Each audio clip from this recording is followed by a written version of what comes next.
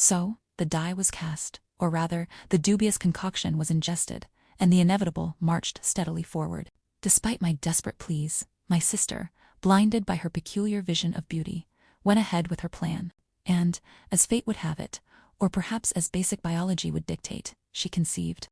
For 9 months, I walked on eggshells, a knot of dread tightening in my stomach with every passing week. I hoped against hope, foolishly, perhaps, that some miracle would intervene. That despite her efforts, nature would take its usual course. But miracles, it seems, prefer to show up for things like finding lost car keys, not for undoing deliberate genetic meddling. When the baby arrived, it was a girl, and to all outward appearances, she was normal. That's right, no distinctive facial features, no immediate signs of developmental delays. Just a perfectly average, squalling infant.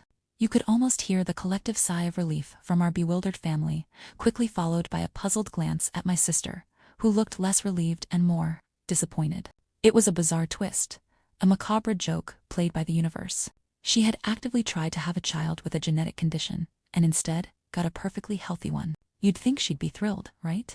A normal, healthy baby. But no, her face held a subtle, almost imperceptible frown.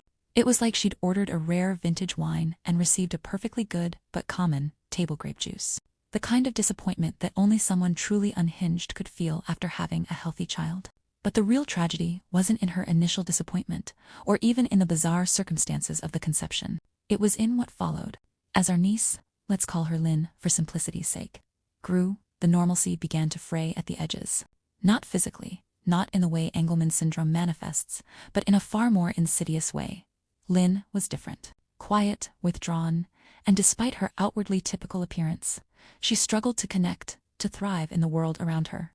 Society, with its keen eye for anything that deviates from the norm, quickly sensed it. Kids at school instinctively shied away, parents whispered, and even some relatives kept a polite distance.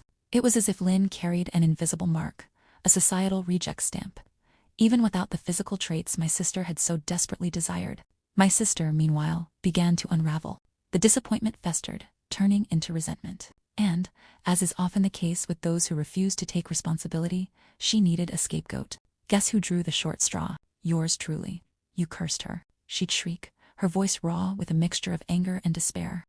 You poisoned my dreams with your negativity. If only you hadn't interfered.